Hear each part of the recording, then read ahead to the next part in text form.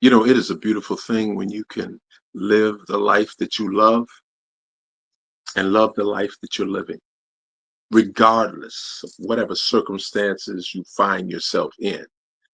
That is such a beautiful thing when that can be your life. I know people in my life that I know that their physical circumstances don't suggest that things have worked out excellent for them throughout their life, but they're not complaining. They are just as happy when you talk to them and no complaints about what's going on, in spite of the fact that their physical condition is not the greatest, but they are still enjoying the gift of perspective because they have created a good perspective about how they're living their life and what they want their life to be. They've created that. By the same token, I know some other people who have many things, but they don't have happiness. They don't have that inner peace. They haven't been able to create the kind of life that brings that kind of joy that they can love, and they're not loving the life that they're living. And the key word in all of that is creating, because there's a responsibility that goes along with having the kind of life that we want to have. I want to share this with you. Too many people have been caught up in those things that create the illusion of happiness and control, power, possessions, position, physicality.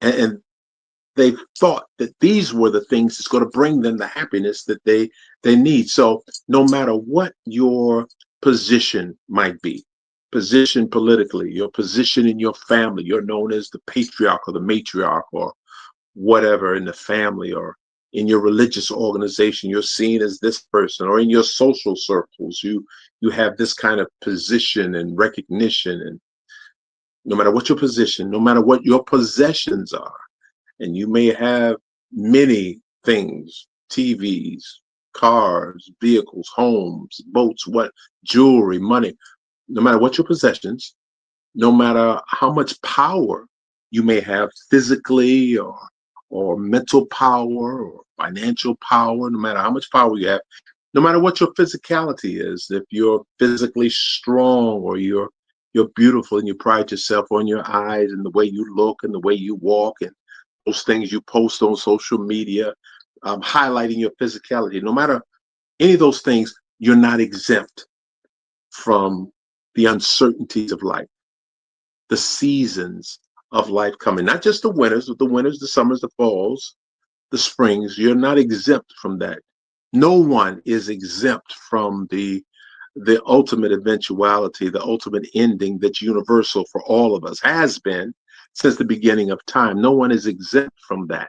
So we can't control the storms and the seasons that will change, but what we can control is who we become in those seasons, not just what we have, because no matter what you have, nature can come take it away. Beautiful homes, a flood can come, hurricanes, tornadoes. Some of you that I know have experienced that, or fires, or something, earthquakes, things in nature can take it away, or just time itself, as they say, father time comes, and you may not be able to physically do what you used to do. You may not be able to sing like you used to, or talk as much as you used to in the way that you did, or walk, or dance, or do the things that you used to do. Maybe your knees start bothering, your feet start hurt, your back, whatever physical, you start to lose those things. Then what do you have left? Many people who bought into the illusion of that being the thing that was going to bring them happiness and joy and true security, when it got shaken, they were shaken because they didn't work on who they were becoming at their core, the things that are unshakable. And if we can find a way to develop more of who we become, our values, our principles, the things that matter that can't be shaken and can't be taken away, those are the kind of things that can help us create the kind of life that we can love and love the life that we're living. Then we have something that we can pass on, because passing on material things doesn't necessarily bring joy and happiness. My goodness.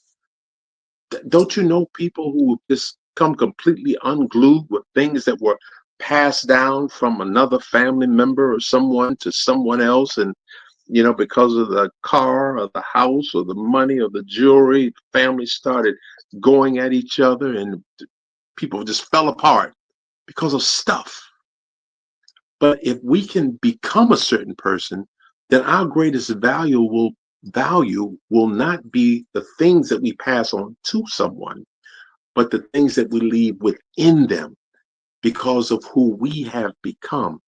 We've got to spend some time becoming and not just being entertained by things we're watching on television. Our diet has a lot to do with that, what we are watching and what we're paying attention to, because there's many, many distractions that are in the world. And we have to be able to discipline ourselves to move away from those things, not just for the sake of moving away, but moving away so that we can take the time to develop more of who we are. Um, a lot of times I'll give the example of putting on your oxygen mask as far as wellness. But in my advanced courses, I talk about not just the mask, but sometimes there are storms or situations in life that can happen. As on a plane, they will tell you where the oxygen mask won't save you. They will say you have to reach under your seat and get this air cushion and bring that close to you because it's a water evacuation. Well, I use that example to describe that there are some times when we've lost all those other things that we used to depend on, we have to pull close to our values, our core principles. What do people know you as at your core? At some point, we'll be a memory, just like the entertainers of the 70s don't look like they did they do today. Those of the 50s don't look like they do today. I heard somebody say they saw a picture of Denzel Washington, and somebody said in a comment, even our legends are getting old. Of course they are. They're just humans. They're just people, just like everybody else. We all are going to experience those things. But what have we become at our core that when our physical starts to fade, we still have something that's radiating strong inside of us? What will you be remembered for? What you gave to someone or what you left in them? What are you leaving in as your legacy? You might say, well, what if you don't have any kids, right? What if you don't have any children? Doesn't matter.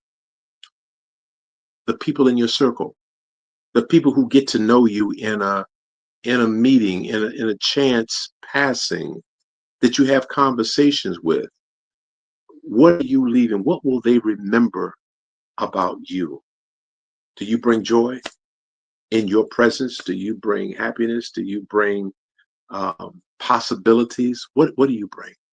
Creating a life that you can love so you can love the life you're living is what I'm talking about. And millions of dollars is being made on people promising what's going to happen after you die and the next life and that kind of thing. And I'm not here to have a religious discussion. That's for another time, another conversation. But this is for right now. What I do know for certainty is that we have right now, and it's possible to embrace the gift of perspective and start to creating, not just waiting and hoping that it happens every day, but creating a life that you can love so you can love the life you're living, not by what you're having, but by who you are becoming. Create a life that you can love so you can love the life that you're living.